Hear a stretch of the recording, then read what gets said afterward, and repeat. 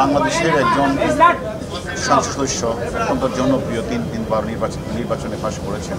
উনি একদম grassroot level থেকে নেতা, যাকে কলকাতার মাটিতে 13 তারিখ থেকে তাকে হত্যা করা হয়েছে। আমরা এই সংক্রান্ত বাংলাদেশে একটি মামলা রুজু হয়েছে এবং কলকাতা পুলিশও একটি হত্যা মামলা তারা সেখানে রুজু করেছে। তার ধারাবাহিকতায় ইতিমধ্যে আমাদের কাছে 3 জন ঘাতক গ্রেপ্তার আছে। এর মধ্যে মূল ঘাতক আমানুল্লাহ ওরফে শিমুল ভুইয়া, সে হলো মূল ঘাতক এবং সেখানে মাস্টার মাইন্ড হিসাবে তাদের সাথে তাদের একাধিক মিটিং হয়েছে বাংলাদেশের মাটিতে এবং হত্যাকাণ্ডটি সংঘটিত হয়েছে কলকাতার মাটিতে। আমরা সেই কারণেই আমাদের তদন্তকারী কর্মকর্তা হিসেবে আমরা এবং দুটি দেশে অপরাধটি সংঘটিত, আমাদের দেশে হলো এটা পরিকল্পনা আর ওই দেশে হত্যাকাণ্ড, দুটা জায়গায় আমাদের তদন্তকারী কর্মকর্তা হিসেবে আমাদেরকে যাওয়ার একটা বিবেচনা রাখে বলে আমরা সেখানে গিয়েছি। এবং আপনারা জানেন আমাদের যে মূল ঘাতকের কাছে আমরা অনেক তথ্যপত্র পেয়েছি। সেই তথ্যপত্রগুলো ক্রস এক্সামিন করার জন্য আমরা এছাড়া এখানে যে আমরা যে এভিডেন্সগুলি পাচ্ছিলাম, আমরা সরাসরি সেখানে গিয়ে যে ডিজিটাল এভিডেন্সগুলি আমরা সরাসরি আমরা দেখলাম এবং সেখান থেকে তারা যে অপরাধীরা কোন সময় কোন গাড়িটা ব্যবহার করেছে, তারা কোন কোন জায়গায় গিয়েছে এবং আমাদের যে মাননীয় সাংসদ সদস্য কোন সময় তারা সেখান থেকে তাদের রুমে ঢুকেছে, এইগুলি আমরা বাস্তবিকভাবে ডিজিটাল এভিডেন্সের জন্য আমরা সেগুলি প্রত্যক্ষভাবে সেগুলি আমরা দেখেছি।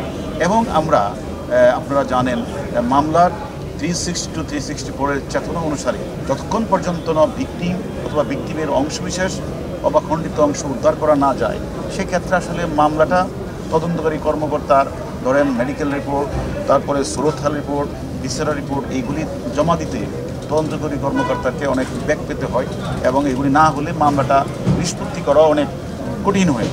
সেই ক্ষেত্রে আমরা মনে করেছি আমরা সেখানে গিয়ে আমরা সেখানে বিশেষ করে যে এখন মামলাটা দেখছেন সিআইডি পুলিশের চিফ মহোদয়ের সাথে দেখা করেছি।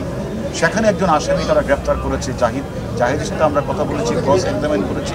আমরা ঘটনাস্থলে গিয়ে আমরা সেখানে এই রোদ আপনারা জানেন প্রচণ্ড বৃষ্টি ঝড় তুফানের মধ্যে আমরা আমাদের টিমকে সাথে নিয়ে কলকাতা পুলিশের সিআইডিকে সাথে নিয়ে আমরা ঘটনাস্থলও ভিজিট করি এবং সেখানে গিয়ে আমরা চাক্ষুষ ভাবে আমরা ওই যে এখানের অপরাধী যে আমাদের যা বলেছিল মূল ঘাতক, তার সাথে আমরা এখানে মিলানোর চেষ্টা করেছি এবং মিলিয়ে আমরা তার সাথে তার হুবহু মিলও পেয়েছি এবং তারা সেখানে কীভাবে অপরাধটি সে সম্পর্কে আমরা তথ্য পেয়েছি।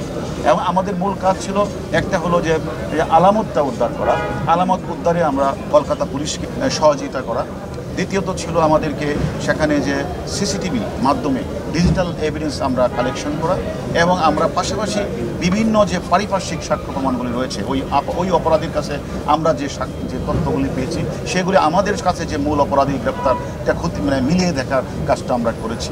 আমি এই ক্ষেত্রে মনে করি যে যেহেতু আমাদের কাজ ছিল 3টা, একটি হলো আমরা সেখানে ঘটনাস্থলে যাব, আমরা সেখানে সব কিছু খতিয়ে দেখব এবং আমরা তদন্তকারী কর্মকর্তার জন্য যে মূল বিষয় ভিকটিমের খণ্ডিত অংশ, পুরো অংশ অথবা অংশবিশেষ উদ্ধার করা।